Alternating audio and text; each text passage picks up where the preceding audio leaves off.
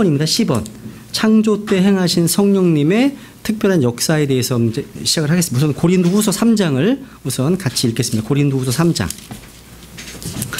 고린도후서 3장 6절. 하나님께서 창조하신 그 피조물들에게 생명을 부여하시는 일을 성령님께서 하셨습니다. 고린도후서 3장 6절 같이 읽죠. 5절 6절 같이 읽겠습니다. 시작. 우리는 어떤 일이 우리 자신에게서 난 것으로 생각할 만큼 능력이 있지 아니하며 오직 우리의 능력은 하나님에게서 나느니라.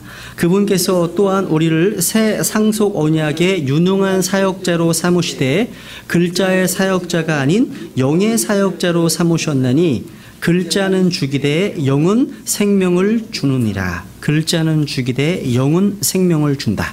여러분, 생명을 부여하는 것은 성령님의 아주 기본적인 사역입니다. 이것은 성경 여러 군데에서 나오죠. 특히 이 창조의 어떤 시기에 성령님께서는 생명을 부여하신 일을 하셨습니다. 그래서 시편 104편 30절에 보시면 주께서 주의 영을 보내심에 그것들이 창조되어 싸운즉 주께서 지면을 새롭게 하시나이다. 또 욥기 33장 4절에 보시면 하나님의 영께서 나를 만드셨고 전능자의 숨이 내게 생명을 주었다고 말씀하고 있습니다. 성령님은 하나님의 호흡입니다. 생명의 호흡이기 때문에 그렇습니다. 그래서 성령님은요, 사람의 죽은 영을 다시 태어나게 합니다. 새로운 생명을 주십니다. 오늘날 죄와 불법 가운데 죽어있는 죄인들에게 죽어있는 설교자가 죽은 설교를 전포하는 거 한번 생각해 보세요. 과연 그런 일로부터 무슨 열매가 맺을 수 있겠습니까? 열매가 있으려면 먼저 하나님의 영께서 하나님의 사역자들 위에 임해야 되고, 또한 그 사역자들이 선포한 그 말씀들이 듣는 자의 마음속에 뿌려지도록 해야 됩니다. 이것은 오직 하나님의 영께서 임하셔서 그 시가 듣는 자의 영혼 안에서 아주 생명 있게 역사할 때 비로소 우리 사람들이 변화되고 성장할 수 있는 것입니다. 그래서요, 우리가 성령님과 더불어서 어떤 사역을 할 때 자신의 무가치함, 자신의 무력함을 깨닫는 것은 정말 위대한 깨달음입니다. 자신의 무력함, 또 더욱이 내 스스로가 nothing, 아무것도 아님을 깨닫는 것은 더 위대한 깨달음입니다. 그 동의하십니까? 우리가 아무것도 아니고 우리가 얼마나 무력한지를 알 수 있어요. 그래서 성령님의 강하신 손이 아니고서는 죽어있는 죄인들과 성도들의 마음판에 어떠한 글자도 적을 수가 없습니다. 우리 마음판에 만약에 하나님의 영 안에서 우리가 단순히 펜의 역할, 도구의 역할, 그릇의 역할을 하기만 한다면 성령님께서는 분명히 우리를 그 도구로, 그릇으로 사용해 주실 것입니다. 성령님의 사역 뭐예요? 생명을 부여하는 사역을 하십니다. 두 번째, 성령님은요, 질서와 자유를 부여하시는 분이십니다. 질서와 자유. 여러분, 창조하실 때 모든 사역이 질서 정연하게 이루어졌죠. 첫째 날부터 여섯째 날까지 이것이 계획 없이 만드신 것이 아니에요. 다 질서가 있습니다. 첫째 날은 넷째 날과 연관이 있죠. 그죠? 빛과 또 하늘과 땅과 별들. 둘째 날은요, 창공 위의 물과 창공 아래의 물을 만드셨죠. 다섯째 날 바다의 물고기와 공중에 나는 새들을 또 연관되어 있죠. 셋째 날은요, 땅과 땅 위에 있는 나무와 열매들과 연관되어 있죠. 여섯째 날 짐승과 사람들을 만드셨죠. 그러니까 이런 것이 다 하나님께서 질서 가운데 창조하셨다는 거죠. 하늘에서, 물에서, 땅에서요. 그래서 이 땅을 만드실 때, 또 이 대양을 만드실 때도요, 하나님의 계획이 있으셨다는 거죠. 어떻게 할 수 있습니까? 이사야서 40장 12절에 보시면 누가 자기 손바닥으로 물들을 대고 뺨으로 하늘을 재며 되로 땅의 먼지를 담고 큰 저울로 작은 산들을, 작은 저울로 작은 산들을 달았느냐. 다 측정하고 평가하시고 계획하신 거예요. 물들을 측정했다는 게 뭐예요? 우리 지구가 왜 물이 70%고 육지가 30%일까요? 다 하나님의 계획이 있다는 거죠. 우리 몸도 마찬가지예요. 그죠? 수분이 70% 정도 있잖아요. 그죠? 이 물이 그만큼 없으면 우리 몸에서 문제가 생기거든요. 여러분, 그래서 질서가 무너져 버린 무질서와 혼란은 하나님의 역사가 아닙니다. 무질서와 혼란은 마귀의 작품이고 마귀의 역사입니다. 그래서 여러분, 마귀가 역사하는 성령의 역사로 착각하시는 분들이 계신데, 은사주의 집회 가면 마귀가 역사하는 곳에 가면 정말 무질서, 컨퓨전, 혼돈 그 자체입니다. 막 사람들이 막 다 뒤로 엎어지고 막 떨고 있고 막 이런 이상한 짓 하잖아요. 이게 성령의 역사인 것 같으십니까? 그렇지 않습니다. 그렇지 않습니다. 그래서 여러분, 성령님께서요, 말씀들의 영감을 주시고 또 그 말씀들을 또 섭리로 보존하신 킹제임스 성경에는 아무 오류가 없고 완전하고 모순됨이 없습니다. 근데 그 말씀들을요, 마음대로 삭제하고 임의대로 바꾸고 첨가한 오늘날의 성경들은 그 자체가 혼돈이고 그 바이블 바벨이고요, 오류와 모순이 가득합니다. 여러분, 마귀가 역사하는 곳이 어딜까요? 뭐 디스코텍? 무슨 또 마약 파는데? 뭐 호모섹슈얼 이런 데에서 역사할까요? 그거는 그냥 육신 때문에 하기도 합니다. 육신 때문에. 마귀가 가장 역사하는 곳, 마귀를 만날 수 있는 곳이 어디냐면 성경개정위원회입니다. 성경개정위원회. 마귀는요, 하나님의 말씀에 항상 관심을 기울이고 있어요. 그래서 뭐 씨 뿌리는 비유 보시면 하나님 말씀이 선포되는 그곳에 마귀가 즉시로 와서 우리 마음속에 뿌려진 씨앗들을 빼앗아 간다 말씀하시거든요. 그러니까 마귀는요, 여러분 옆에 있을 수 있어요. 그래서 혹시 이런 거 있잖아요. 우리가 이제 뭐 예배 드릴 때 졸은 분들 계시잖아요. 그렇죠? 졸 수 있죠. 졸 수 있죠, 당연히. 근데 예배 때마다 조시는 분들은 상당한 마귀 역사가 있을 수 있다는 뜻입니다. 예배 때마다 조시는 분들은요. 그렇죠? 그래서 하나님은 질서의 하나님이신 거예요. 성도들의 모든 교회에서처럼 하나님은 혼란의 창시자가 아니시오 화평의 창시자시니라 말씀하시거든요. 그래서 우리에게 또 자유를 주십니다. 질서 하나님이십니다. 그래서 성경은 한번 찾아보죠. 고린도전서 14장 보세요. 한번. 이 앞에 고린도전서 14장 40절.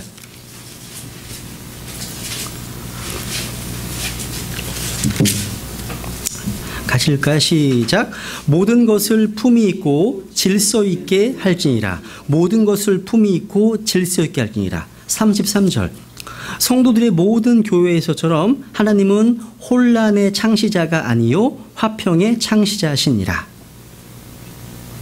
또 고린도후서 3장 17절에 보시면 보세요. 고린도후서 3장 17절. 17절. 이제 주께서는 그 영이시니 주의 영이 계신 곳에는 거기에는 뭐가 있다고요?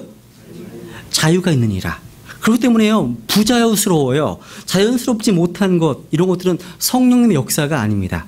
그러니까 성령님께서 역사하시는 곳에는요, 어떤 속박이나 무질서나 구속 이런 것이 없이 자유함과 질서가 있습니다.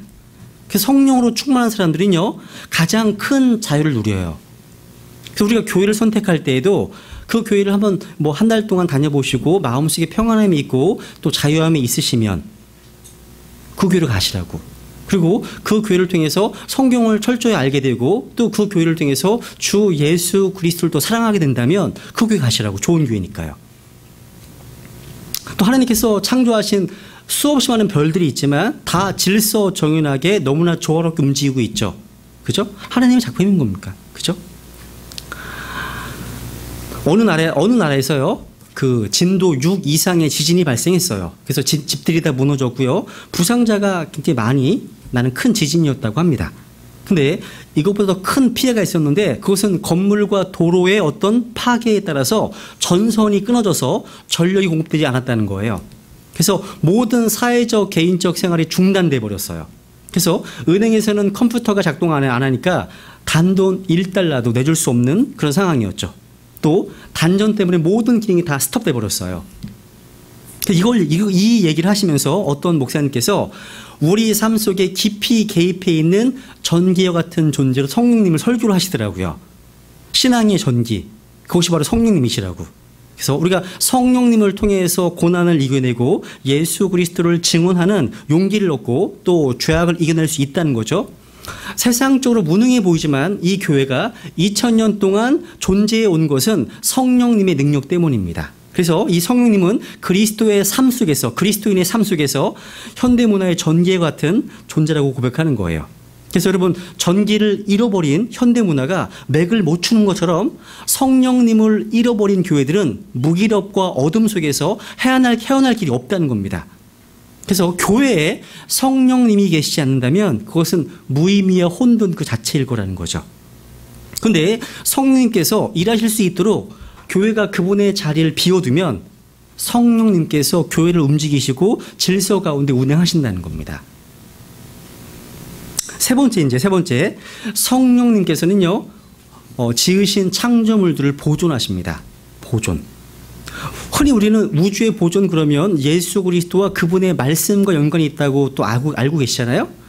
물론 히브리서 1장 3절에 보시면 자신의 권능의 말씀으로 만물을 붙들고 계십니다. 에너지 보존의 법칙이죠. 하지만 성령님 역시 보존의 사역을 하십니다. 그래서 시편 104편 29절 30절에 보시면 주께서 주의 영을 보내심에 그것들이 창조되었은즉 주께서 지면을 새롭게 하시나이다. 새롭게 하신다고 되어 있습니다. 그러니까 여기에는 성령님의 창조 사역뿐만 아니라 성령님의 새롭게 하시는 사역을 말씀해 주고 있죠. 새롭게 하지 않으면 금방 낡아져서 없어져 버리거든요. 네 번째 욥기 26장을 볼까요? 욥기 26장 13절. 창조주 성령님의 사역은요 단장하시는 사역, 단장하십니다. 그래서 아름다움을 주시는 분이 성령이십니다.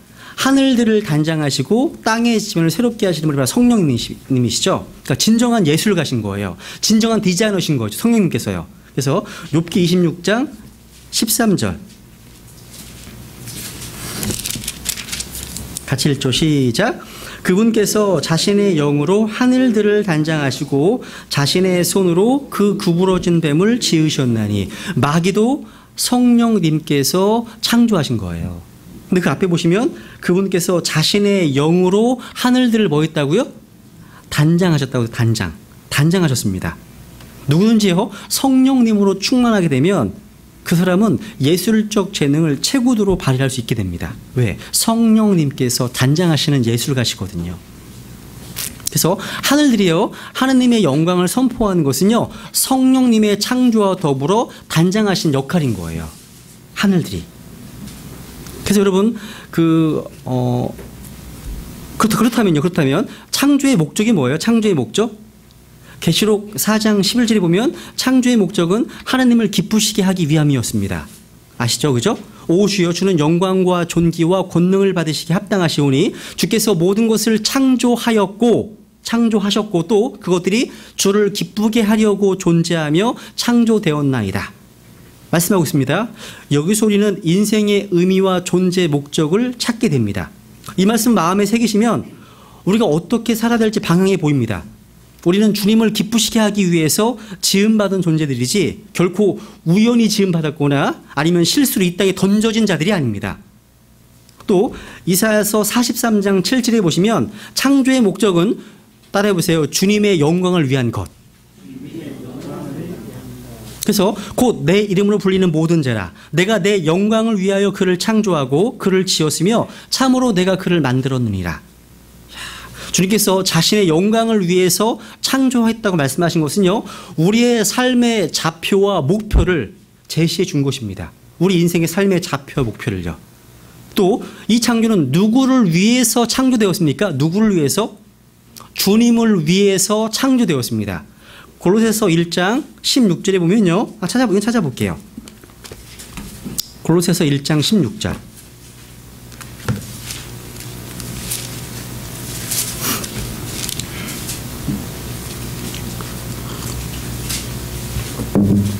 같이 읽죠. 시작. 이는 그분에 의해 모든 것이 창조되었기 때문이라. 하늘에 있는 것들과 땅에 있는 것들, 보이는 것들과 보이지 아니하는 것들, 곧 왕자들이나 통치들이나 정사들이나 권능들이나 모든 것이 그분에 의해 창조되고 그다음 그분을 위하여 창조되었느니라. 아까 주님의 기쁘심을 위해서 또 주님의 영광을 위해서 또 누구를 위해서요? 주님을 위해서 창조되었습니다. 그럼 우리는 누구를 위해 살아야 될까요? 주님을 위해서입니다. 이것이 성경적인 삶이에요. 요즘 청소년들은요 어떤 것을 결정할 때 그 결정하는 기준이 뭔지 아세요? 요즘 아이들이 재미예요, 재미. 재미가 있으면 하고 재미가 없으면 안 해요. 그러니까 삶의 기준이 엔터테인먼트가 되어버렸다는 거죠. 여러분, 아이들이 물어보세요. 우리 등산 갈래? 아니면 영화 볼래? 그 영화 본대요. 왜? 등산이 힘들거든요. 힘들거든요. 근데 우리의 삶의 기준이 주님을 위한 것이고 주님의 영광을 위한 거라면 우리의 몸의 건강을 위해서 등산을 선택해야 됩니다. 그죠? 그러니까 스마트폰이나 인터넷 게임이나 이런 카톡 이런 것들은요 재밌거든요. 근데 이런 재미가 기준이 돼서는 안 됩니다. 그죠? 그러니까 우리 구원받은 성경 신자들은 우리의 재미나 기호가 어떤 기준이 아니라 우리를 구원하신 주님이 기준입니다. 그분께서 기뻐하신 일이라면 하고 그분께서 원치 않으시는 것이라면 하지 않는 것입니다. 단순한 거예요. 단순합니다. 성령님께서는 우리가 이러한 삶을 살 수 있도록 우리를 도우시고 인도하시는 분이시라는 거죠. 그 찰스 스펄전 목사님께서요, 성령 관련해서 이런 말씀을 증언했어요. 강단에서. 성령님께서요, 오늘날 그리스도의 몸된 교회에서 강력하게 역사하신다면 어떠한 일이 일어날까요? 이렇게 얘기하면서. 강단이 어떻게 변화될까요? 설교자가 어떠한 말씀을 선포할까요?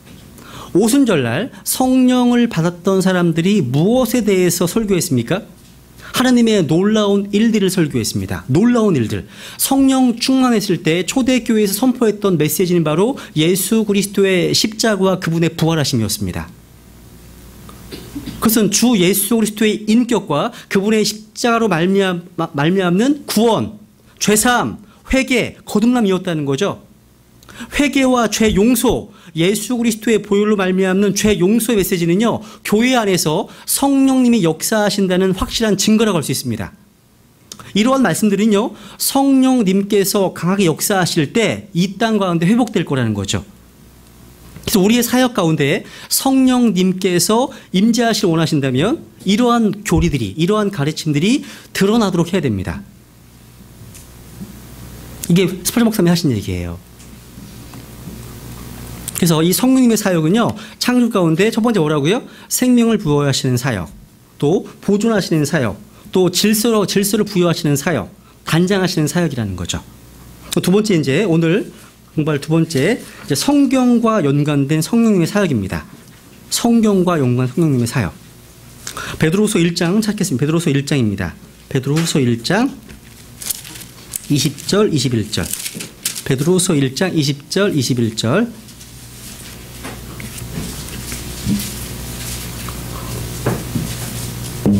같이 읽죠. 시작. 먼저 이것을 알라. 성경 기록의 대언은 결코 어떠한 사적인 해석에서 나지 아니하였나니 대언은 옛적에 사람의 뜻으로 말미암아 나오지 아니하였고 오직 하나님의 거룩한 사람들은 성령님께서 자기들을 움직이시는 대로 말하였느니라. 성령님께서 이 성경의 저자십니다. 그죠? 페드로 럭커 목사님이 그런 얘기를 하셨어요. 이 성경과 연관된 성령님의 사역에 대해서 이렇게 얘기하셨어요. 성령님은요, 최초의 원본에 영감을 부여하셨을 뿐만 아니라 그 본문을 권위 있게 보존하셔서 어느 시대에 살고 있는 사람들일지라도요, 온전한 말씀을 접할 수 있게 해주셨습니다. 그러니까 영감과 보존을 누가 하셨다는 거죠? 성령님께서요. 여러분, 신약 성경이 기록될 당시에 이미 이 신약 성경을 부패시키는 사람들이 많이 있었다고 바울이 얘기했죠. 그죠? 근데 성령님께서는 그 말씀을 보존하셨습니다. 그래서 하나님의 말씀을 그 파괴시키는 사탄의 시도에도 불구하고 이 성령님은 이 말씀을 부패로부터 보존하셨다는 거죠. 그래서 우리 손에 지금 하나님의 은혜 가운데 순수한 말씀을 현재 가지고 있는 거예요. 성경은요, 최초의 원본에만 영감을 주신 것이 아니라 우리 손에 지금 들고 있는 킹제임스 성경에도 동일한 영감이 담겨 있다는 거 믿으시죠? 다. 그죠? 어떠한 복음주의에 계신 설교자들은 항상 얘기해요. 하나님의 말씀은 오류가 없습니다. 영감으로 준 말씀이기 때문에. 근데 그 말씀이 뭔지 아세요? 원본이에요. 지금 우리 손 들고 있는 이 성경이 아니라 원본만이래요. 원본만. 근데 성경에서요, 모든 성경 기록이 하나님의 영감으로 주었다 했을 때 성경이 원본입니까? 아닙니다. 디모데가 어려서부터 보았던 성경이거든요. 위에 보세요. 디모데에게. 네가 어려서부터 누구에게 성경을 배웠다고 말씀하고 있잖아요. 그러니까 디모데가 어려서부터 배웠고 받았고 보았던 그 성경 기록은 원본이 절대 아니라는 거죠. 그죠? 그러니까 성경에 기록되어 있는 스크립처, 성경 기록이라는 단어 자체가 원본을 지칭하지 않는다는 거. 이거 제가 성경 시간에 말씀드렸죠. 그래서 첫 번째, 성령님은 성경의 저자라는 거죠. 그래서 여러분, 약 40명의 성경 기자들은요, 그들이 대언자들이든 사도이든 간에요, 하나님의 영감을 통해서 말씀들을 받아서 말했습니다. 그래서 하나님께서 성경의 저자이십니다. 그래서 하나님의 말씀이라고 하는 거예요. 근데 대언자들에게 말씀하신 그 하나님은 다름 아닌 누구시라고요? 성령님이십니다. 방금 읽으셨죠? 성령님께서 자기들을 움직이시는 대로. 그렇기 때문에 기록된 모든 말씀은 성령님께서 저자이십니다. 창세기부터 요한계시록까지 모든 성경 기록은요, 성령님으로 말미암아 말한 것입니다. 고로 성경의 저자는 누구신 거예요? 성령님이십니다. 성령님께서 움직이시는 대로 말했기 때문에 성경은 전적으로 성령님의 영감으로 된 것입니다. 여러분, 하나님의 말씀이 살아있고 권능 있는 이유가 뭐죠? 거기에 성령님의 영감이 있기 때문입니다. 영감이 있기 때문이에요. 여러분, 성령님께서요, 창세기 1장 2절에서 창조 당시에 기품의 표면 위에서 움직이셨죠. 또 흙으로 사람을 지으실 때에도 그 코에 생명의 숨을 불어넣으셨죠. 그래서 살아있는 혼이 되게 하셨죠. 마찬가지예요. 성령님께서 이 문자, 단어 하나하나에 영감을 불어넣으심으로 성경은 리빙 바이블, 살아있는 책이 되신 겁니다. 살아있는 책이요. 그래서 그 성경을 우리가 뭐라고 불러요? 성경을요? 주님의 책, 하나님의 말씀 이렇게 부르는 거예요. 그렇다면 성령님은 누구신 거예요? 하나님이신 거죠. 그래서 성령님께서 하나님이시라는 가장 확실한 증거가 있다면 바로 성경의 저자요, 이 성경이 하나님의 말씀이란 부분에 있다는 거죠. 그래서요, 히브리서 4장 12절에 보면 하나님의 말씀은 살아있고 권능이 있으며 양날 달린 어떤 검보다도 더 예리하다고 말씀하고 있죠. 왜 그렇습니까? 성령님께서 이 말씀에 생명의 숨을 불어넣으셨기 때문입니다. 그래서 성령님께서는요, 하나님의 말씀으로 우리를 가르치시고 우리를 인도하시고 영적 생명을 낳으십니다. 이 말씀을 통해서. 성경은 바로 성령님의 가장 위대한 작품이라는 거죠. 그래서 이 성경에 하나님의 권위가 있다, 하나님의 신성이 있다라고 하는 것은요, 이 성경이 성령님의 작품이기 때문이에요. 그래서 하나님이라고 해야 될 많은 부분에 성경 기록이 말하기를, 이렇게 말하는 부분이 성경에 9번 나와요. 그러니까 하나님이 들어가야 될 그 장소에 성경 기록이 말하기를, 이렇게 되어 있어요. 그러니까 성경의 권위는 하나님의 권위와 동등한 겁니다. 동등한 거예요. 그래서 성령님께서 하나님이시기 때문에 성령님의 그 말씀을 하나님의 말씀을 하는 것은 자연스러운 거죠. 우리 사무엘하 23장을 볼게요. 사무엘하 23장.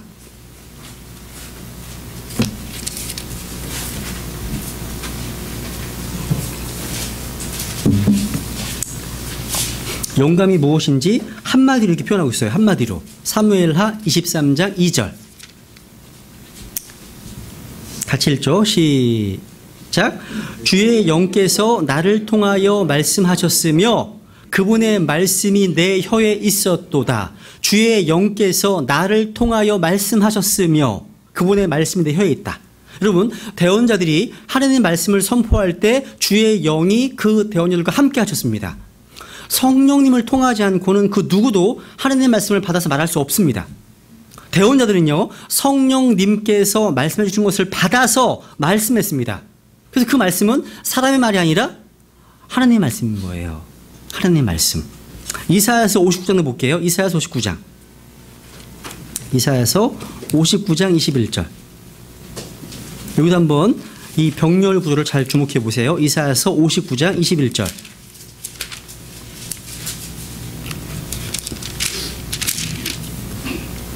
같이 읽죠. 시작. 나로 말하건대 이곳이 그들과 맺은 내 언약이니라. 주가 말하노라. 곧 내 위에 있는 내 영과 내가 내 입에 둔 내 말들이 이제부터 영원토록 내 입과 내 씨의 입과 내 씨의 입에서 떠나지 아니하리라 주가 말하노라. 이게 성경의 보존과 관련된 약속이기도 한데요. 여기 보시면 잘 보세요.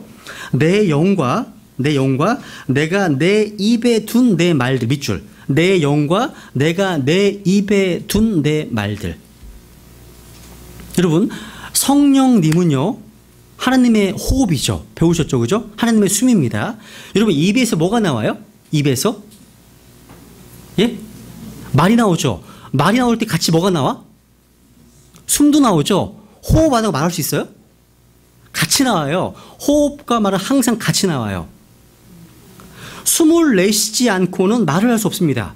말이란 반드시 호흡과 함께 나와요. 그래서 하나님이 역시 하나님의 호흡과 함께 말씀이 나와요.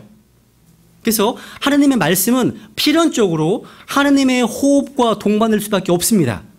말씀에 하나님의 숨, 하나님의 호흡이 담긴 것은 당연한 겁니다.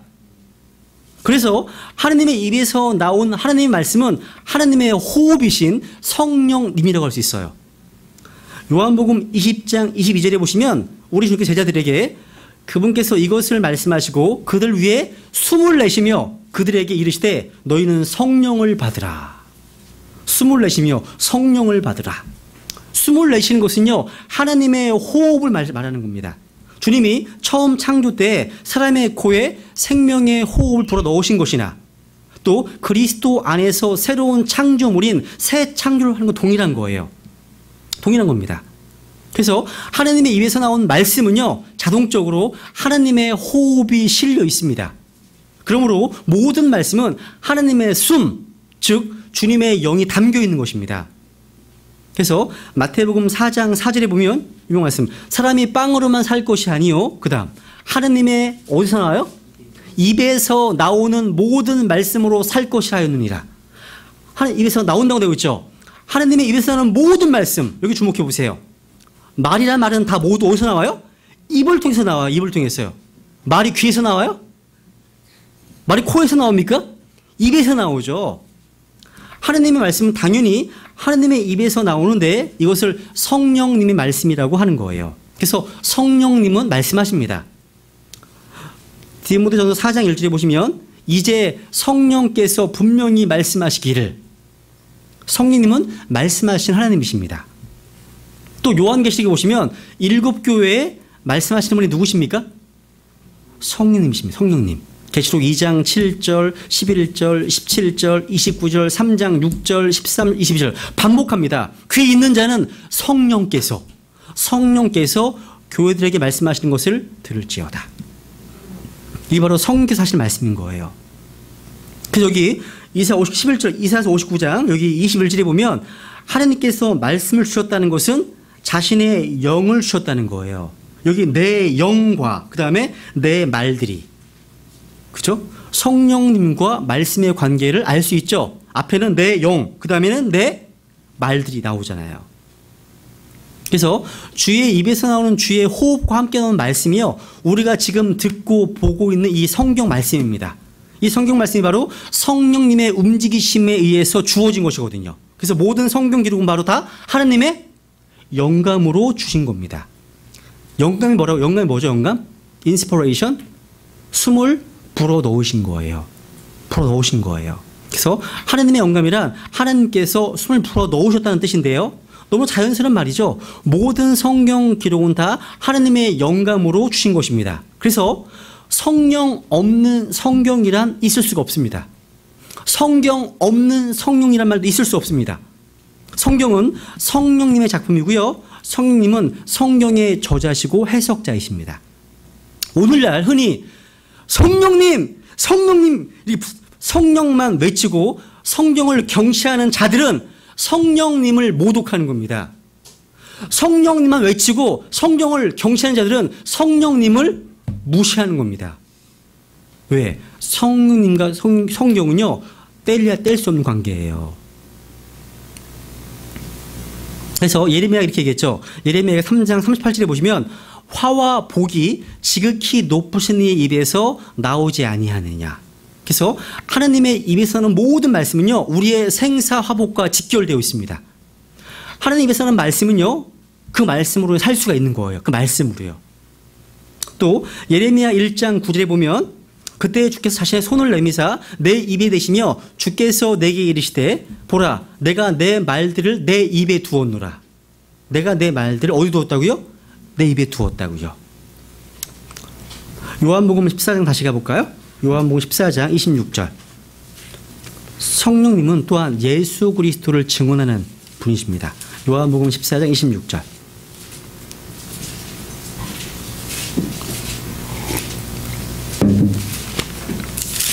요한복음 14장 26절 같이 읽죠. 시작. 위로자 곧 아버지께서 내 이름으로 보내실 성령님 그분께서 너희에게 모든 것을 가르치시고 내가 너희에게 무엇을 말하였든지 너희가 모든 것을 기억하게 하시리라. 한번 읽어보세요. 15장 26절. 15장 26절. 그러나 내가 아버지로부터 너희에게 보낼 위로자 곧 아버지로부터 나오는 진리의 영께서 오실 때에 그분께서 누구를 증언하신다고요? 나에 대해 증언하실 것이요. 성령님은 예수 그리스도를 증언하시는 분이십니다. 증거하려면 처음부터 목격자고 경험한 사람이어야 됩니다. 성령께서는요, 하나님 아버지와 주 예수 그리스도의 모든 일들을 다 알고 계시는 분이십니다. 그죠? 그래서 우리 주님은요, 성령께서 자신의 증인이 되실 거라고 말씀하셨습니다.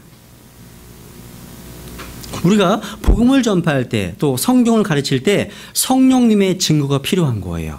성령님의 도우심이 절대적으로 필요합니다. 왜? 하나님의 모든 말씀은 성령님에 의해 주어졌고 또 그 성령님에 의해서 해석되거든요. 베드로전서 1장도 볼게요. 베드로전서 1장 11절.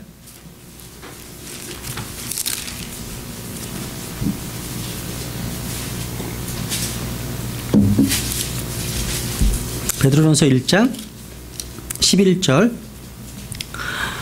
자기들 안에 계신 그리스도의 영께서 그리스도의 고난과 그 뒤에 있을 영광을 미리 증언해 주실 때에 그 영께서 무엇을 혹은 어느 때를 표적으로 보여주셨는지 탐구하였느니라. 성령님께서 증언하시고 보여주시고 말씀해 주십니다. 저와 여러분이 들었던 복음은요, 그냥 말로만 전해진 것이 아닙니다. 성령님과 더불어 전해진 것들이에요. 그래서 그 12절 보시면 그들이 자기들을 위해 그것들을 수행하지 아니하고 우리를 위해 수행하였음이 그들에게 계시되었는데 그것들은 곧 복음을 선포한 자들이 하늘에서 보내신 성령님과 더불어 복음을 선포한 자들이 성령님과 더불어 이제 너희에게 전한 것이요 천사들도 살펴보기를 갈망하는 것이니라. 그러니까 하나님의 말씀을 받은 자들은요 성령님과 더불어 받은 거예요.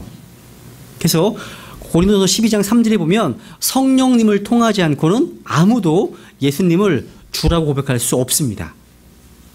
또 성령께서는요 우리의 믿음과 신분도 증거해 주십니다.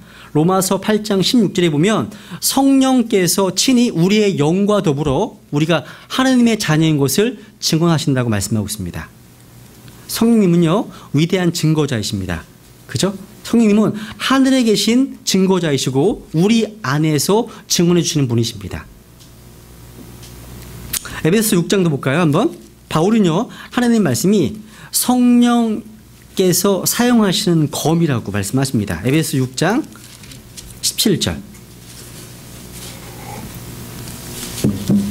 하나님의 말씀은 성령님의 작품이기도 하지만 성령께서 사용하시는 검이십니다. 에베소 6장 17절. 구원의 투구와 그다음 성령의 검 곧 하나님의 말씀을 취하라. 성령의 검 곧 하나님의 말씀을 취하라. 검은 원수를 죽이고 자신을 보호하는 거죠. 이 검은요, 칼은 요리할 때나 수술할 때 쓰면 생명을 살리는 겁니다. 그죠? 우리가 하나님의 말씀을 사용한다는 것은요, 성령님의 검을 사용하는 거예요. 우리 주님도 마찬가지시죠? 주님은 전쟁하실 때 뭘 사용하세요? 성령의 검을 사용하십니다. 몇 개 볼게요. 계시록 1장 16절. 이제 비교해 볼게요. 계시록 1장 16절. 성경을 비교해 보면 흥미롭습니다. 한번 계시록 1장 16절.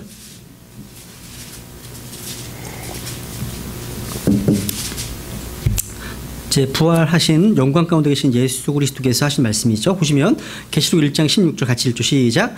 그분의 오른손에는 7별이 있으며 그분의 입에서는 양날 달린 날카로운 검이 나오고 그분의 용모는 해가 세차게 빛나는 것 같더라. 그분의 입에서는 양날 달린 날카로운 검이 나오고 언더라인 해보세요. 하나님의 말씀은 성령의 검이죠. 하나님의 말씀은 양날 달린 날카로운 검입니다. 근데 데살로니가 후서 이제 2장 8절을 볼게요. 데살로니가 후서 2장 8절. 데살로니가 후서 2장 8절 보세요. 예수 그리스도께서 적 그리스도를 어떻게 멸망시키는지를 보세요. 한번 그 부분을. 2장 8절 같이 읽죠. 시작. 그 뒤에 저 사악한 자가 드러날 터인데 주께서 자신의 입의 영으로 그를 소멸시키시고 친히 오실 때의 광채로 그를 멸하시리라. 주께서 자신의 입의 영으로 그를 소멸시키다. 자신의 입의 영으로 밑줄 딱. 그 두 줄을 비교해 보세요. 그분의 입에서 나오는 양날 달린 검이 있고 또 주께서 자신의 입에 뭘로요? 영으로. 결론은 뭐예요? 말씀은 검이고 이 검은 영이네요. 입의 영입니다. 그죠? 성령님은 하나님의 호흡이고 말씀이라는 사실이 다시 한번 입증되는 거예요. 한 걸 더 볼게요. 계시록 19장 15절. 예수님의 재림하시는 장면이죠. 계시록 19장 15절.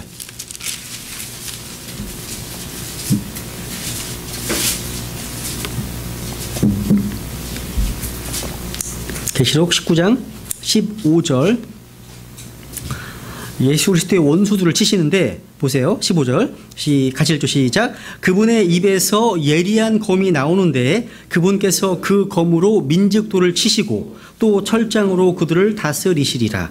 또 그분께서는 전능자 하나님의 맹렬한 진노의 포도즙 틀을 밟으시며 보시면 그분의 입에서 뭐가 나와요?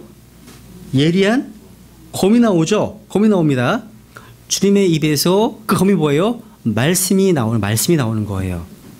주님의 입에서 나오는 입의 영으로 원수들을 소멸시킵니다. 그 예리한 검이라는 것이 뭐예요? 주님의 영이고 말씀인 거예요. 그 뒤에 21절 보세요. 21절. 그 남은 자들은 말 타신 분의 칼, 곧 그분의 입에서 나온 칼로 죽임을 당하니 모든 날짐승이 그들의 살로 배를 채우니라. 그 말 타신 분의 칼이 뭐예요? 그분의 입에서 나온 칼이죠. 그러니까 심판 때에 주님의 입에서 나오는 말씀이 양날선 검으로 칼로 원수들을 다 멸망시킬 겁니다. 두 번째 성령님은 성경 해석자죠. 아까 읽었죠. 성경은 사람들의 사적인 해석에서 난 것이 하나도 없습니다. 사람들의 직관이나 관찰이나 어떤 실험의 결과가 아니에요. 또 오랜 세월을 통해서 확립된 전통이 아닙니다. 성경은요. 또 탈무드처럼요. 사람들의 지혜를 모아놓은 책도 아닙니다. 성경은요. 성령님의 움직이심으로 주어진 하나님의 말씀인 거예요. 그렇기 때문에 하나님의 말씀을 우리가 정확히 이해하려면 그 성경의 저자의 도움이 필요한 거죠. 종종 학원에서 저자 직강, 그죠? 여러분 저자 직강으로 성경을 해석할 수 있는 거예요. 여러분 안에 계시거든, 저자가. 여러분 안에. 그래서 한번 찾아보죠. 고린도전서 2장을 보세요. 고린도전서 2장 10절.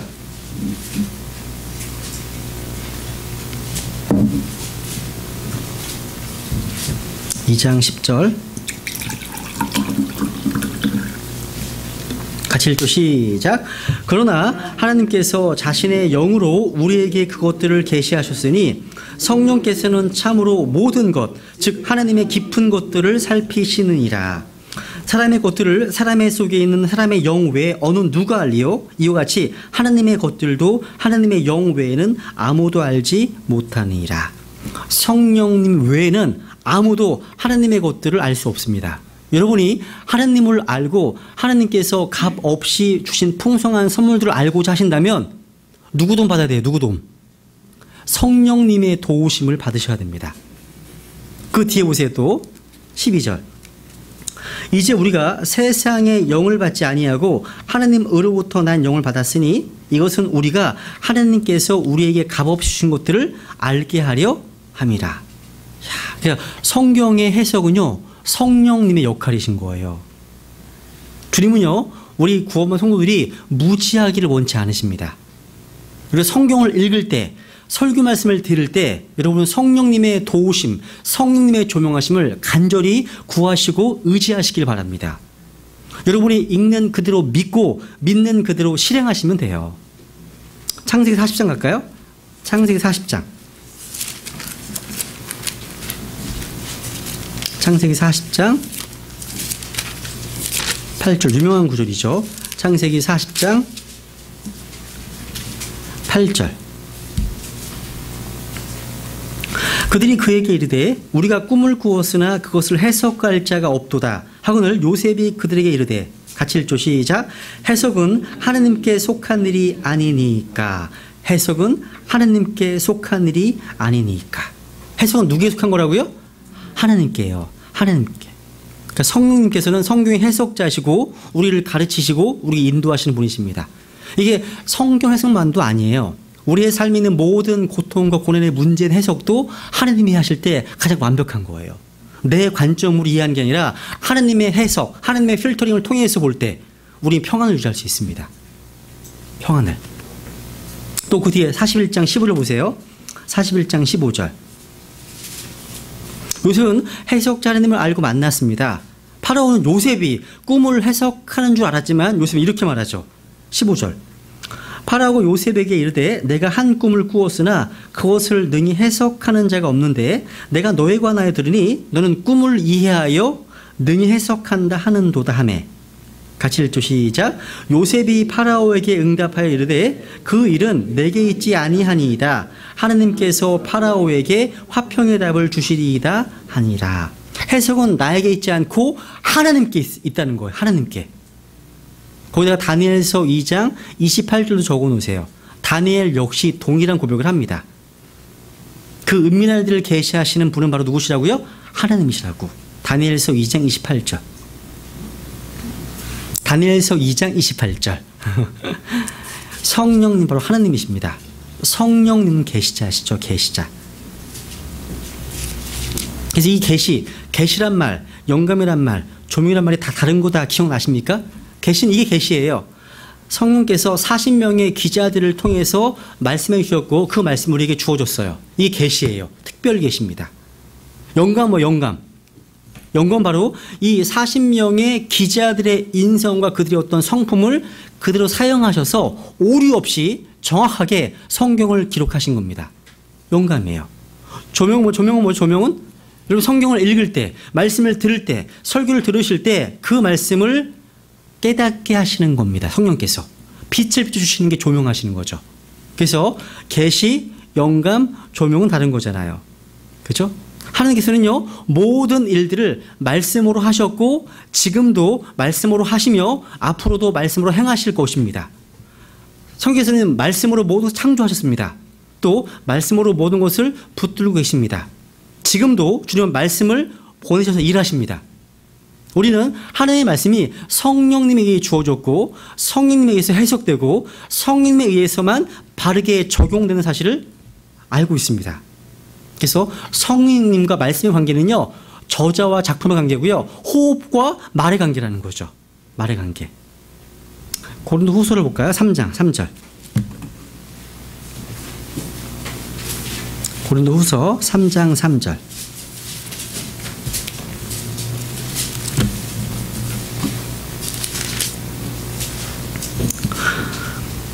너희는 우리의 사역을 통하여 분명히 드러난 그리스도의 서신인데 이것은 잉코로 쓴 것이 아니요 살아계신 하나님의 영으로 쓴 것이며 또 돌판에 쓴 것이 아니요 육체의 마음판에 쓴 것이라.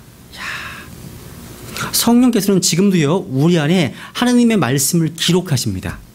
성경을 읽고 믿음으로 순종하면 말씀은 우리 마음판에 깊이 새겨집니다. 하지만 그 말씀을 믿지 않으면 우리 안에 쓰여있는 말씀도 잊혀져 버려요. 지워지는 거죠. 그래서 잠언 3장에 보면 3절에 하나님 말씀, 긍휼과 진리를 내 마음판에 기록하라. 또 잠언 7장 3절에 보면 내 손가락에 그것들을 묶으며 내 마음판에 기록하라 말씀하시는 거죠. 성령께서는 우리 안에 말씀을 기록해 주시고 그 말씀을 통해서 우리가 성장하도록 도우신다는 거예요. 여러분 성경 매일 읽으시나요? 하루에? 거의 한 10장씩은 읽으세요? 하루에? 그 기본인데 이건 그죠? 여러분 성경 읽기는 그리스도의 삶의 아주 본질적인 부분이잖아요. 근데 성경을 읽는 것 여기서 멈추지 말고요. 그 성경이 나를 읽으셔야 돼요. 성경이. 내가 말씀을 붙드는 게 아니라 이 말씀 나를 붙드는 겁니다. 그게 은혜입니다. 붙드는 것. 성경이요. 다른 책들과 다른 부분. 본질적으로 차이가 나는 것은 뭐냐면 바로 이 부분이에요. 다른 모든 책들은 우리가 읽는 거잖아요. 읽혀지는 반면에 성경은 실제로 나를 읽습니다. 나를 읽는 거예요. 왜? 성령님께서 그 말씀을 통해서 우리에게 말씀하시거든요. 그래서 우리를 읽을 수 있는 거죠. 그래서 우리는 그 말씀을 들을 때 잠잠히 들으셔야 돼요. 들으셔야 돼요. 그래서 루터가 이런 말을 했어요. 성령님은요, 들은 말씀을 우리 삶에 적용하게 하신다고요. 그렇기 때문에 우리가 말씀을 들어도 그것을 우리가 우리 안에서 역사하시는 분은 성령이시라는 거죠. 그래서 성령님은 결코 말씀 없이는 아무것도 안 하신다는 거예요.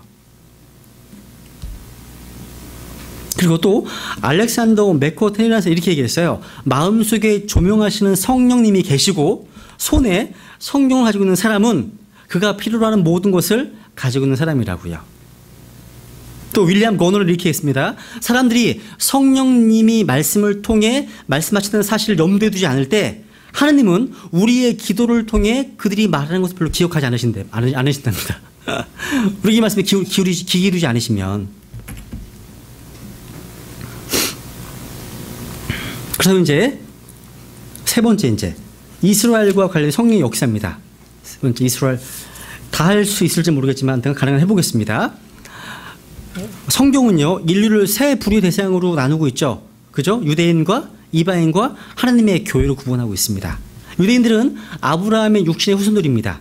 그죠? 또 교회는요 아브라함의 영적 후손들입니다. 이 둘은 선명히 구분되죠. 이 둘을 구분하지 못하면 성경의 많은 예언들이 엉망이 되어버립니다. 구분하셔야 됩니다. 후천년주의자들은요 유대인들은 약속의 백성이었는데 신약 시대부터는 교회가 언약의 백성이 되었고 유대인들이 맺어진 그 언약들 축복들이 모두가 다 교회로 상속되었다고 주장합니다. 그렇지 않습니다. 성경을 알지 못하는 무지한 발언이죠. 유대인들이 여전히 상속의 백성입니다. 주님의 언약이 그들이 있습니다. 여전히요. 이스라엘에 대한 약속은 여전히 유효합니다. 지금도요. 누구도요 유대인들에게 주어진 이 하나님의 복을 대신 차지할 수 없습니다.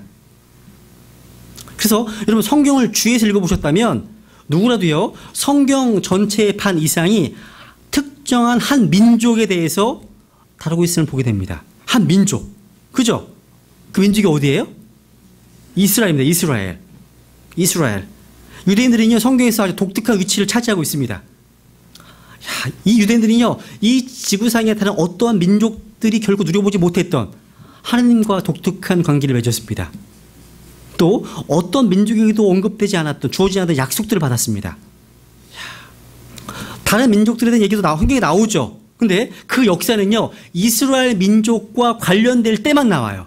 성경에. 그죠? 그리고 이스라엘 백성들이 하나님과 바른 관계에 있을 때에는 그들은 복을 받았고 부유해졌습니다. 강성했습니다. 반면 그들이 순종하지 않았을 때, 거역했을 때는 흩어져 버렸습니다. 다 전 세계로 흩어졌고요. 망했다는 거죠. 그래서 유대인들 특권은 매우 많잖아요. 유대인. 한번 유대인들이 받았던 특권을 한번 정리해 볼게요. 대표적인 몇 가지만. 첫 번째로 그들은 로마 3장에 보시면 하나님의 말씀을 받았습니다. 로마 3장 보세요. 한번 정리해 보죠. 로마서 3장 1절 2절 로마서 3장 1절 2절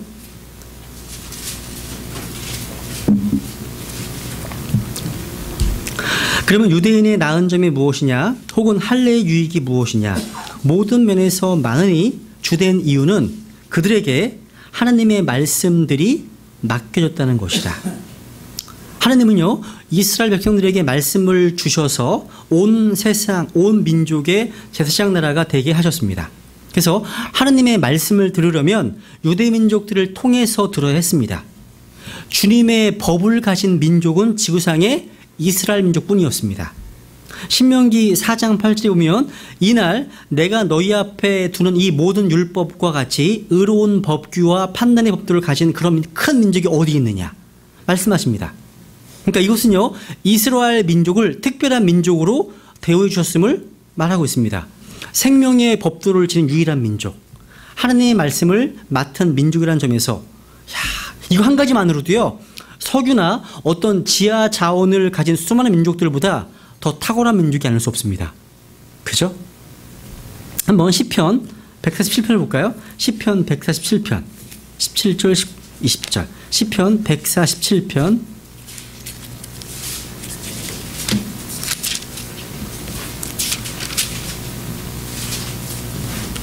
19절 20절 시편 147편 19절 20절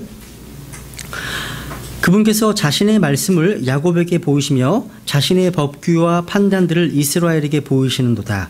그분께서 어느 민족도 이렇게 대우하지 않으셨나니 그분의 판단들로 말하건대 그들이 그것들을 알지 못하였도다. 너희는 주를 찬양하라. 하나님께서 지구상의 모든 민족들의 머리로 이스라엘 민족을 지정하셨고 그들을 제사장 왕국으로 삼으셨습니다. 그래서 출애굽기 19장 6절에 보면 또 너희는 내게 제사장 왕국이 되며 거룩한 민족이 되리라. 그러니까 이들이 이 직분을 영광스럽게 여기고 감당하면 전 세계에서 머리가 되지만 우상을 숭배하고 주님을 거역하면 버림을 받게 됩니다. 두 번째는 이제 이스라엘이 받았던 두 번째 특권은 뭐냐면 양자됨입니다. 양자됨. 로마서 9장입니다. 로마서 9장. 하나님은 이스라엘을요 자녀로 삼으시고 아버지가 되어 주셨습니다. 유대인의 특권이 아닐 수 없어요. 로마서 9장. 여러분 BC 2000년경부터 하나님을 아버지, father, our father, 아버지라고 부르시던 민족은 이 지구상에 유대인밖에 없습니다. 로마서 9장 4절. 그들은 이스라엘 사람들이니라. 그들에게는 양자 사무심과 영광과 언약들과 율법을 주심과 하나님을 섬김과 약속들이 속해 있고 뭐가 있다고? 첫 번째, 양자 사무심. 하나님은요 유대인들을, 이스라엘 백성들을 맏아들이라고 하셨습니다. 첫 번째, firstborn, 맏아들. 어느 나라, 어느 민족의 신도요 사람을 아들로 삼는 예는 없습니다. 근데 하나님은요 이스라엘 민족을 아들로 삼으셨습니다. 이스라엘은 내 아들고 나의 처음 난 자니라. 출애굽기 4장에서 말씀하시죠. 이게 얼마나 놀라운 말입니까? 하나님께서 내 아들이라고 부르시는 민족이 바로 이스라엘입니다. 이스라엘. 세 번째로 특권은 뭐냐면 예수 그리스도께서 그들 가운데 태어나셨습니다. 그죠? 유대인들 가운데 특권이죠. 노벨상을 유대인들이 거의 3분의 1 차지한다고 그러잖아요. 그죠? 세계적인 석학들이 많이 나오잖아요. 근데 진실로요 이스라엘 민족들 가운데 최고의 인물은 단연코 누굽니까? 예수 그리스도십니다. 예수 그리스도. 인류의 구원자 메시아를 배출한 민족이 바로 유대 민족이라는 거죠. 그죠? 그래서 로마서 9장 5절 아래 보세요. 9장 5절. 조상들도 그들의 것이요 육체에 관한 한 그리스도께서 그들에게서 나셨으니 그분은 모든 것 위에 계시며 영원토록 찬송받으실 하나님이시니라. 아멘. 아멘. 유대인들만큼 이름이 많이 알려진 그런 인물들을 조상으로 둔 민족이 세상에 없습니다. 그죠? 근데 그들은 현재 이런 특권들을 스스로 버린 어리석은 자가 되어버렸죠. 역사가 증명하잖아요. 네 번째 특권은 이사야서 43장 보시면 이스라엘은요 하나님께서 친히 창조하신 민족이에요. 이사야서 43장 1절 정리하는 겁니다. 이사야서 43장 1절 하나님께서 이스라엘 민족이 주신 특권에 대해서 정리해 보는 거예요. 이사야서 43장 1절 그러나 오 야곱아 너를 창조한 주가 이제 이같이 말하노라. 오 이스라엘아 너를 지은 네가 말하노라. 두려워하지 말라. 내가 너를 구속하고 내가 너를 내 이름으로 불러나니 너는 내 것이니라. 자, 주님께서는요, 이스라엘을 지으셨다고 말하고 있죠. 민족마다 기원이 있지만 그 기원이 하나님의 민족은 유대인 뿐입니다. 성경이 말씀하시잖아요. 이렇게요. 이스라엘 지으셨다고 주님께서. 이는 유대 민족의 기원, 민족적 출생이 전적으로 어디서 비롯됐다고요? 어디에서? 주님으로부터 비롯됐음을 말하고 있는 겁니다. 자, 세상에 많고 많은 나라들이 있고요. 민족들이 있지만 민족의 이름을 하나님께서 친히 지어주신 유일한 민족의 나라입니다. 7절부터 7절, 아래 7절. 7절에 보시면 곧 내 이름으로 불리는 모든 자라. 내가 내 영광을 위하여 그를 창조하고 그를 지었으며 참으로 내가 그를 만들었느니라. 주님께서는 이스라엘의 창조자이시고 그들의 아버지시고 그들의 왕이십니다. 옆에 15절 보세요. 나는 주 곧 너희의 거룩한 이요 이스라엘의 창조자요 그 다음에 너희 왕이시라고 되어 있습니다. 왕. 유대인들의 민족적 정체성은요 어디에 있습니까? 하나님께 있습니다. 하나님께 있습니다. 여러분, 성령님께서는요 이스라엘 백성들을 출애굽 때부터 지휘하셨습니다. 주의 영께서 모세를 충만케 하셨고요, 성막을 지을 때 그 일했던 일꾼들을 충만케 하셨습니다. 여러분 잘 보세요. 구약 성경에서 이루어진 개개인에게 임한 성령님의 역사는 신약 성경의 신자들에게 임한 성령 역사와 다릅니다. 눈에 띄게 달라요. 다만 그들에게 언제나 성령으로 충만했던 대언자들이나 기름 부음 받은 제사장들이 있어서 그들에게 말씀을 주셨습니다. 그런데 하나님은요 이스라엘 모든 백성에게 성령을 부어주시지 않으셨습니다. 모든 백성에게. 그러니까 주님의 영은 첫 번째 선별적으로 거하신 거예요. 선별적으로. 대신요 앞으로 장차 미래에 모든 유대인들 위해 성령이 부어질 걸 약속하셨습니다. 장차. 이사야서 뒤에 넘겨보세요. 44장 넘겨보세요. 한 장 넘겨보시면 44장 3절.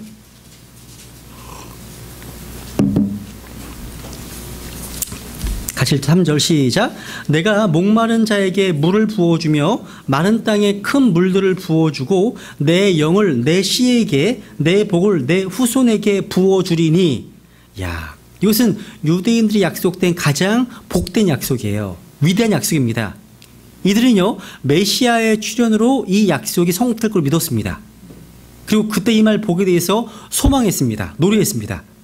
근데 주님께서 이스라엘 백성들에게 주실 성령에 대한 축복은요 너무나 컸습니다. 그래서 요엘서 2장에 보면 28절에 보면 그 뒤에 내 영을 모든 육체에 부어준다고 약속하셨습니다. 근데 주님께서 승천하신 후에요 첫 번째 오순절 때 이들은 주의 영이 하늘로부터 임하는 걸 보고 들었습니다. 물론 모든 유대인들이 다 받은 것은 아니죠. 성령님을. 그때. 그래서 부분적으로 성취된 거예요. 부분적으로. 이유가 뭐죠? 그들이 모두 다 예수 그리스도를 믿고 영접한 것이 아니었기 때문이에요. 메시아이신 주 예수 그리스도를 믿고 영접할 때 그들은 하늘로부터 부어주신 성령님을 모시게 되는 거예요. 그래서 잠언 1장 23절에 보시면 너희는 내 책망을 듣고 돌이키라. 보라, 내가 내 영을 너희에게 부어주며 내 말들을 너희에게 알려주리라. 약속하셨습니다. 그래서 성령님이 임하지 않으면 이스라엘은 육신적인 이스라엘이지만 예수 그리스도를 믿음으로 성령님이 임하시면 영적인 이스라엘이 되는 거예요. 그래서 성령님을 통해서 그리스도의 몸된 지체가 됩니다. 그래서 사도 베드로는요 이 점을 근거로 해서 성령님을 선물로 받기 위해서 그들에게 뭘 촉구했습니까? 회개를 촉구했던 곳이에요. 돌이키라는 거예요. 돌이키라. 그래서 이제 구약 성경에서는요 하나님 백성들에게 보편적으로 거하신 게 아니라는 거죠. 그래서 그 첫 번째 보면요 성경은 어떤 사람들 안에 임했습니다. 어떤 사람 안에. 창세기 41장 가보세요. 다시 가보세요. 요셉, 여호수아, 다니엘 성령님께서 선별적으로 거하셨는데 어떤 사람들 안에 거하기도 하셨어요. 창세기 41장 38절.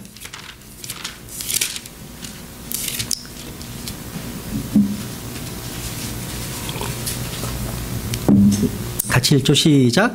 파라오가 자기 신하들에게 이르되 이 사람같이 속에 하나님의 영이 거하는 사람을 우리가 찾을 수 있으리요? 야, 어디에? 속에. 요셉은 성령님이요 그 속에 거하는 사람이었습니다. 민수기 27장 18절에 보면 여호수아 역시 마찬가지예요. 눈의 아들 여호수아는 속에 그 영이 거하는 자니. 다니엘도 마찬가지입니다. 반면에 예수 그리스도를 믿고 거듭난 사람들은요 누구나 이처럼 성령님이 우리 속에 거합니다. 주님은요 제자들에게 성령께서 너희 속에 거하실 것이라고 말씀하셨죠. 이거 엄청난 특권이에요. 우리는 모두 구약의 요셉, 여호수아, 다니엘과 같이 특정한 몇 사람 안에 있던 그 영을 우리는 지니고 있습니다. 예수 그리스도를 믿었기 때문이죠. 주님은요 성령님을 통해서 우리 안에 영원히 거주하고 계십니다. 또 구약 성경에 보시면요 성령님께서 어떤 사람들 위에 임하셨습니다. 사사기 3장 10절이나 6장 34절 이런 데 보시면 되게 많이 나오거든요. 성령께서 사람 위에 임하시는 것과 사람 안에 임하는 게 차이가 있습니까? 있습니다. 구약 성도들과 성령의 관계는요 약간 일시적이에요. 과도기적인 성격이 있습니다. 사사기를 읽다 보면요 하나님께서 이스라엘 위에 세우시는 사사들 위에 주의 영이 임하는 것을 볼 수가 있어요. 한번 찾아보죠. 사사기 3장 10절. 여호수아 사사기 3장 10절. 주님께서 그들 위에 임하셨을 때 그들은 큰 능력을 발휘해서요 외적을 물리쳤고 이스라엘을 구원했습니다. 사사기 3장 10절.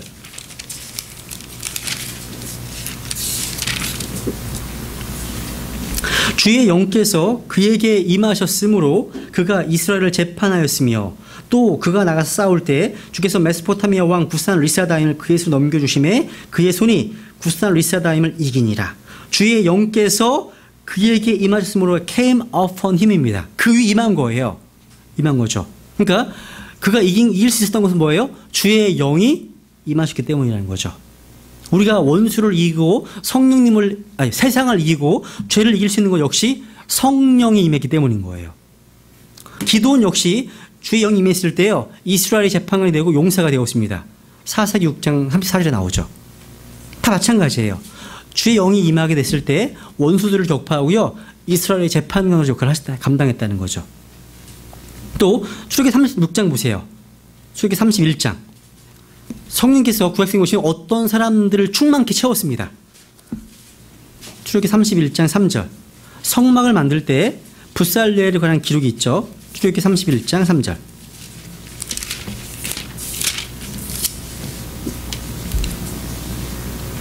2절 보면 보라 내가 유다 지파에 속한 훌의 손자 우리의 아들 붓살레를 지명하여 부르고 지혜와 명철과 지식과 온갖 종류의 기술에서 하나님의 영으로 그를 충만하게 하여. 와, 성령께서 성막을 짓는 그 사역을 위해서 붓살레를 충만케 하셨습니다. 그러니까 하나님께서 어떠한 사역을 위해서 성령을 주셨다는 거예요. 이스라엘은요 성령님께서 사람들 안에 거하셨다 해도 어떠한 특정한 사람에게 특정 사역을 위해서 특정 시간 동안만 머무셨습니다. 이게 중요해요. 그러니까 이스라엘 백성들은요 성령님께서 사람들 안에 거하셨다 해도 어떤 특정한 사람들에게 특정한 기간 동안만 특정 사역을 위해서 머무셨다는 거. 모든 백성들이 다 성령으로 충만한 것이 아니었다는 거죠. 그런 일은 없습니다. 그러니까 성령님의 임재는 매우 제한적이었고 장차 임할 예표의 모형으로 주어진 것 전부라는 거죠. 그래서 이스라엘 백성들에게 행하신 성령님의 사역은요 오순절부터 시작된 신약교회에 임하신 성령 사역과는 다르다는 거 꼭 기억하십시오. 꼭. 그때부터는 성령께서 예수님 믿는 자 안에 내주하셨습니다. 구약에도요 내주 안 하신 건 아니지만 일반적으로 성령께서 믿는 자들 안에 내주하셨다는 거죠. 그러니까 일반적으로 위에 임하시거나 함께 하셨던 것에 비해서 신약 성도들은 항상 안에 거하시다는 점에서요 분명한 차이점이 있다는 거죠. 그리고 우리는 영원히 거하시거든요. 영원히. 이런 차이점이 있다는 거죠. 우리는요 특별한 재능이나 재주를 타고 태어나지 않았더라도요 예수님 믿음으로 말미암아 성령님에 의해서 뭔가가 더해졌어요. 성령의 은사, 성령의 열매, 여러 가지 뭔가 더해졌다는 거죠. 그러니까 성령을 통해서 뭔가 어떤 재능이나 지혜가 더해질 수 있습니다. 능력이 더해질 수 있는 거죠. 이것은 우리 가문이나 혈통에서 물려받은 게 아니잖아요. 그죠? 두 번째 이제 능력을 주신 능력. 그러니까 하나님께서 명하신 대로 성막을 건축하기 위해서 특별한 재능을 붓살레엘에게 주셨죠. 성령님께서. 그죠? 그러니까 이런 초자연적인 능력은요, 선천적으로 타고 태어난 것이 아닙니다. 그에게 더해진 거죠. 더해진 겁니다. 또 삼손의 힘은요, 성령님께서 그의 위에 임한 결과였죠. 다윗도 마찬가지예요. 사무엘로부터 왕으로 기름 부음 받았을 때 그날 이후로 주의 영께서 다윗에게 임하시니라, 이렇게 말하고 있습니다. 여러분, 다윗이 위대했던 것은요, 전적으로 성령님의 역사였지 그의 능력이 아니었습니다. 이는 성경 전체의 일관된 진리입니다. 바울이 위대한 사도였죠. 또 복음전도가 되었던 것 역시요, 그의 능력이나 재능이 아니었습니다. 성령께서 그를 충만케 하신 결과예요. 여러분의 어제, 여러분의 과거와 현재의 차이는 어디에 있습니까? 성령 충만, 성령에 임하신 결과예요. 결과. 그래서 사무엘상 10장 6절에 보면 또 주의 영께서 내게 임하시니 너도 그들과 함께 대언을 그 다음 다른 사람으로 변하리라. 다른 사람으로 변하리라. 변화를 구한다는 것은요, 성령 충만을 구한다는 거예요. 신약 성경에서는요, 대언자들 안에 거하셨던 성령께서, 성령이 우리에게 지혜와 분별력을 주셨다는 사실을 계시해 주고 있어요. 이제 10번 보시면 구약 때는요, 이스라엘의 지도자들 위에 성령이 임했습니다.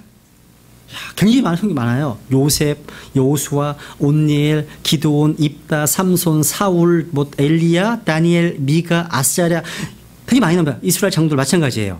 하나님은요, 자신의 언약 백성들을 인도할 목자를 세우실 때 그들에게 성령으로 기름 부으셨습니다. 그러니까 주의 영이 임하지 않으면 하나님의 말씀을 받아서 전할 수 없기 때문이죠. 여러분 잘 보세요. 성령님이 임하셨다는 사실이요, 그 사람을 완전한 인간, 죄 없는 인간을 만들어준다는 생각을 해서는 안 돼요. 이해되시죠? 그죠? 구약 성도들을 보면 그들이 성령이 임한 후로 능력 있는 일들을 행했을 뿐만 아니라 여전히 죄 가운데 있었음을 보게 됩니다. 사울이 그러했고 다윗이 그러했습니다. 우리도 마찬가지예요. 신약 성도들 역시 마찬가지입니다. 성령님의 내주하심의 진리가 나를 어떤 슈퍼맨으로 만들어주거나 어떤 성화된 인간으로 만들어준다는 생각을 하시면 큰 오류에 빠집니다. 우리는 여전히 육신을 입고 있습니다. 또 마귀가 존재하고 있기 때문이죠. 이 점을 깊이 인식하고 늘 깨어 있어야 한다는 거예요. 이제 2번 보세요. 2번. 출애굽기 40장 보면 이스라엘 성막 위에 오셨죠. 성령께서. 출애굽기 40장 34절 35절.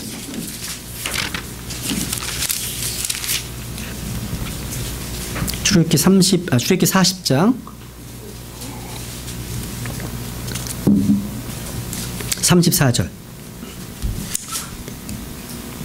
그 뒤에 구름이 회중의 장막을 덮고 주의 영광이 성막에 충만하더라. 모세가 회중의 장막에 들어갈 수 없었으니 이는 구름이 그 위에 있었고 주의 영광이 성막에 충만하였기 때문이더라. 야, 하나님의 영광스러운 임재를 지금 보여주고 있죠. 야, 성령께서 이스라엘의 성막 위에 오셨어요. 그래서 영광의 구름도 있었죠. 그래서 성령님의 임재를 가장 잘 보여주는 것이었어요. 그래서 이스라엘 백성들은요, 그 모습에 압도가 되어서 가까이 접근하는 것조차 불가능했습니다. 이것은요, 성령님의 임재하심이 현재 믿는 성도들에게 있습니다. 이런 성령님의 임재하심이요. 성령께서는요, 광야를 통과해서 가나안 땅으로 그들을 인도하셨습니다. 그래서 느헤미야 9장 20절에 보시면 주의 선한 영을 주사 그들을 가르치시며 주의 만나, 그러니까 그들이 떠나지 않게 하시고 그들의 목마름으로 인해 그들에게 물을 주셨다고 말씀하십니다. 그러니까 광야 40년은요, 백성들이 성령님의 가르치심을 받는 시기였습니다. 낮에는 구름 기둥으로, 밤에는 불 기둥으로. 이것이 바로 성령님의 인도하심을 받는 배움의 과정이었다는 거죠. 근데 이들이 성령님을 어떻게 대했습니까? 광야 유대인들이요? 괴롭혀드렸어요. 이사야서 보세요. 63장. 이사야서 63장 10절.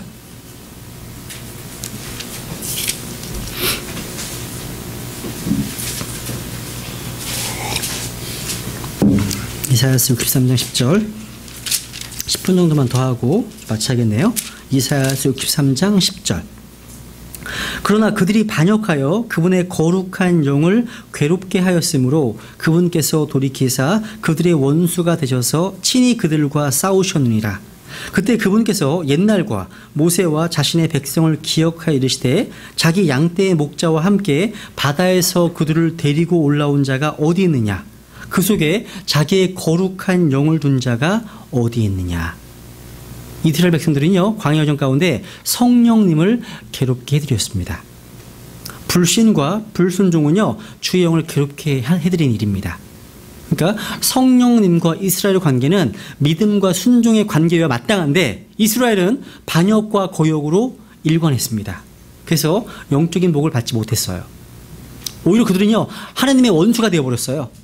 그래서 스데반은요, 이스라엘 백성들이 성령님에 대한 반역의 역사를 가진 백성들이라고 설교했습니다. 사도행전 7장 51절에 보면 목이 뻣뻣하고 마음과 귀에 할례받지 못하는 자들아, 너희가 항상 성령님을 거역하되 너희 조상들이 행한 것 같이 너희도 그렇게 행하는도다. 이건 정확한 지적이죠. 왜 그들은 성령을 거역했을까요? 수많은 기적들을 보면서도 그들이 성령을 거역한 이유가 무엇이었습니까? 이유는 간단합니다. 육신 때문이에요. 육신 때문에. 육신의 본성은 성령을 거역합니다. 성령을 반역합니다. 거스릅니다.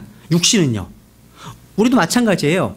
예수 그리스도의 십자가를 우리가 지고 자아를 죽음에 넘겨줄 때에만 성령으로 충만할 수 있습니다. 그렇지 않으면 성령님을 거슬러서 대적하는 자가 되고 만다는 거죠. 열왕기상 8장을 볼게요. 이제 성령께서 이스라엘의 성전 위에 오셨습니다. 열왕기상 8장. 열왕기상 8장 10절.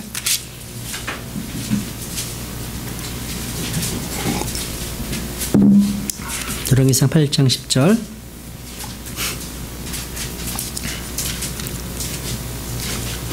제사장들이 성소에서 나올 때 구름이 주의 집에 가득하였으므로 이에 제사장들이 그 구름으로 인하여 능히 서서 섬기지 못하였으니 이는 주의 영광과 주의 집에 가득하였기 때문이더라. 주의 영광이. 자, 이것은요, 나중에 장차 그리스도의 몸된 교회에 오실 성령님의 오심과 예표입니다. 예표예요. 주님은 성도들을 향해서 술 취하지 말라. 거기에는 과도함이 있나니 오직 뭘로 충만하라고요? 성령으로 충만하라 말씀하십니다. 왜? 우리 몸이 바로 성령님께서 거하시는 성전이 되었기 때문이죠. 그렇죠? 그리고 이제 H번 보시면 이제 환란 기간 동안에 이스라엘 백성들 위해 성령께서 임하실 것입니다. 그러니까 그들이요, 주님을 십자가에 못 박은 그 죄악을 깨닫고 회개할 때 주님은 그들 위해 성령을 부어주실 것입니다. 이게 예언돼 있어요. 또 성령님은요, 천연왕국 때에도 역시 이스라엘 백성을 위해 임하실 것이라고 예언되어 있습니다. 확인해 보죠. 에스겔서 37장. 에스겔서 37장 13절 14절. 에스겔서 37장 13절 14절. 이제 마른 뼈에 대한 그런 계신데요. 같이 읽죠. 시작. 오 내 백성아, 내가 너희 무덤들을 열고 너희를 너희 무덤들에서 데리고 올라올 때에 내가 주인 줄 너희가 알리라. 그 다음 또 내가 내 영을 너희 속에 두어 너희가 살게 하고 너희를 너희 땅에 두리니 나 주가 그것을 말하고 그것을 이행한 줄을 그때 너희가 알리라. 주가 말하노라 하라.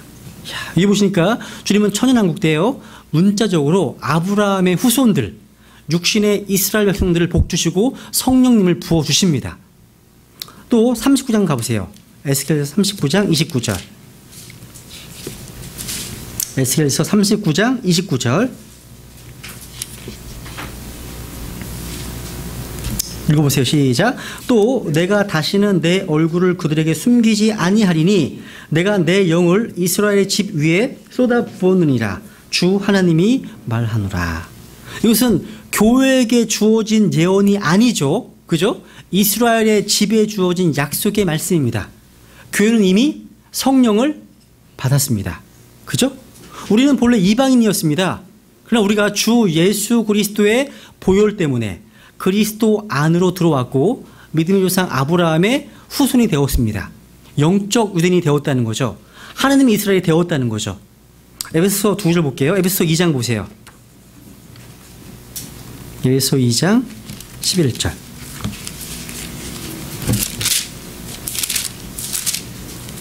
에베소 2장 11절.